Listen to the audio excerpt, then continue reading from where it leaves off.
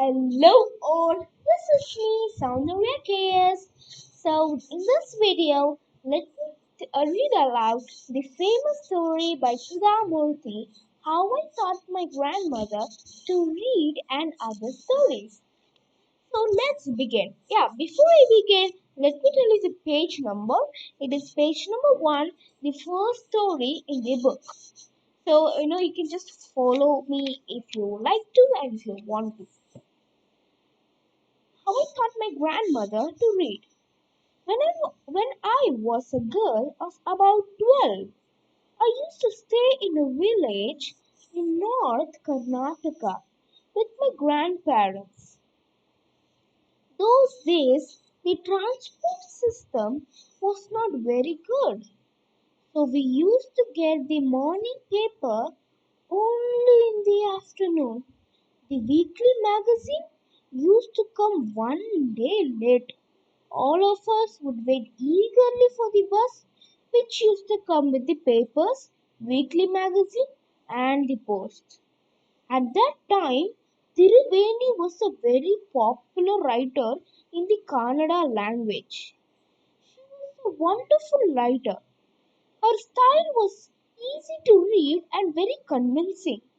Her stories usually dealt with complex psychological problems in the lives of ordinary people and were always interesting. Unfortunately for Canada literature, she died very young. Even now, after 40 years, people continue to appreciate her novels. One of her novels, called Kashi Yatre, was appearing as a serial in the Canada weekly Karmavira then. It is the story of an old lady and her ardent desire to go to Kashi or Varanasi. Varanasi. Most Hindus believe that going to Kashi and worshipping Lord Vishveshwara is the ultimate punya. This old lady also believed in this, and her struggle to go there was described in that novel. In the story, there was also a young orphan girl who falls in love, but there was no money for the wedding.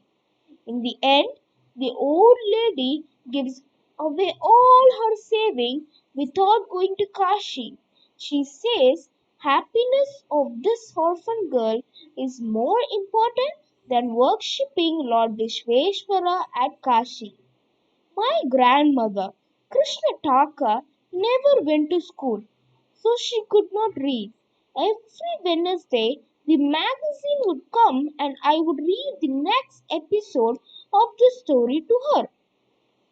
During that time, she would forget all her work and listen with the greatest concentration.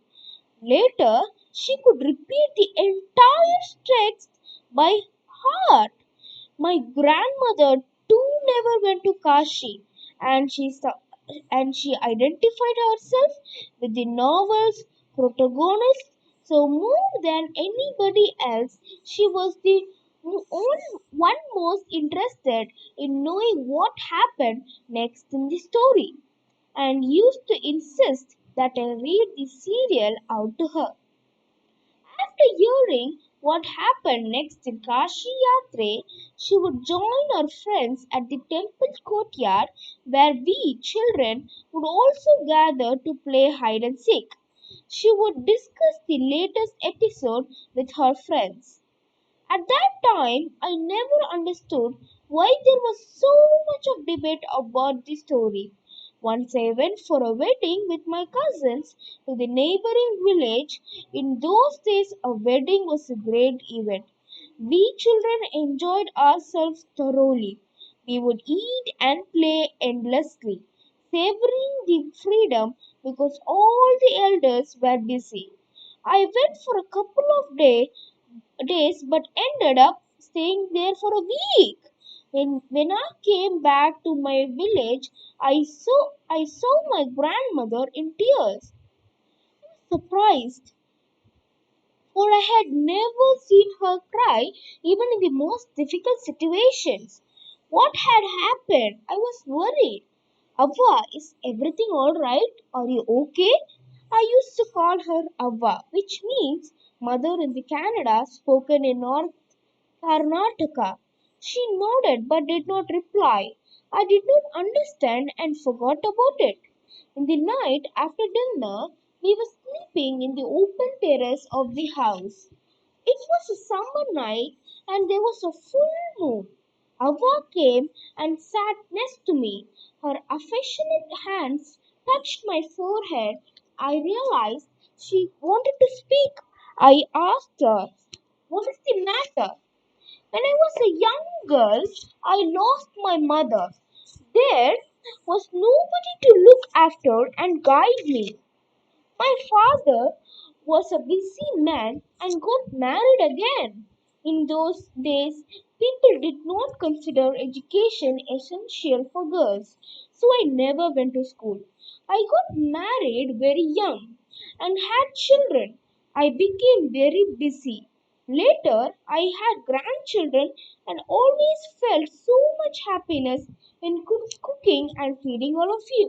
At times, I used to regret not going to school, so I made sure that my children and grandchildren studied well. I could not understand why my 62-year-old grandmother was telling me, a 12-year-old, the story of her life in the middle of the night. But I know I loved her immensely, and there had to be some reason why she was talking to me. I looked at her face, it was unhappy, and her eyes filled with tears. She was a good looking lady who was usually always smiling. Even today, I can't forget the worried expression on her face. I leaned forward and held her hand. Ava, don't cry. What is the matter? Can I help you in any way? Yes, I need your help. You know, when you were away, Karamma Veera came as usual. I opened the magazine, I saw the picture that accompanies the story of Kashi Yatre, and I could not understand anything that was written. Many times I rubbed my hands over the pages, wishing they could understand what was written. But I know it was not possible. If only I was educated enough. I waited eagerly for you to return. I felt you would come early and read for me. I even thought of going to the village and asking you to read for me. I could have asked somebody in this village, but I was too embarrassed to do so. I felt so very dependent and helpless. We are well off, but what use is money when I cannot be independent? I did not know what to answer. Ava continued. I have decided I want to learn the Kannada alphabet from tomorrow onwards. I will work very hard. I will keep Saraswati Puja day during Dasara as the deadline. That day I should be able to read a novel on my own. I wanted to be independent. I saw the determination on her face, yet I laughed at her. Ava, at this age of 62, you wanted to learn the alphabet? All your hair is grey, your hands are wrinkled, you wear spectacles, and you work so much in the kitchen. Childishly, I made fun of the old lady, but she just smiled. For a good cause, if you are determined, you can overcome any obstacle. I will work harder than anybody, but I will do it. For learning, there is no age bar. The next day onwards, I started my tuition. Ava was a wonderful student. The amount of homework she did was amazing. She would read, repeat, write, and recite. I was her only teacher, and she was my first student. Little did I know that one day I will become a teacher in computer science and teach hundreds of students. The Dasara festival came as usual. Secretly, I bought Kashi Yatre, which had been published as a novel by that time. My grandmother called me to the puja place and made me sit down on a stool. She gave me the gift of a frock material. Then she did something unusual. She bent down and touched my feet. I was surprised and taken aback. Elders never touch the feet of youngsters. We have always touched the feet of God, elders, and teachers. We consider that as a mark of respect. It is a great tradition, but today the reverse had happened. It was not correct, she said. I'm touching the feet. She said, I'm touching the feet of a teacher, not my granddaughter. A teacher who taught me so well, with so much affection, that I can read any novel confidently in such a short period. Now I am independent. It is my duty to respect a teacher. Is it not written in our scriptures that a teacher should be respected irrespective of age, gender, and age? I did return namaskara. I did return the namaskara to her by touching her feet and gave my gift to my first student. She opened it and read immediately the title Kashi Yatre by Triveni and the publisher name. I knew then that my student has passed with flying colors. Thank you guys. If you like this video, please subscribe and like this channel. Thank you and click the bell icon to be notified for some more stories like this. Thank you.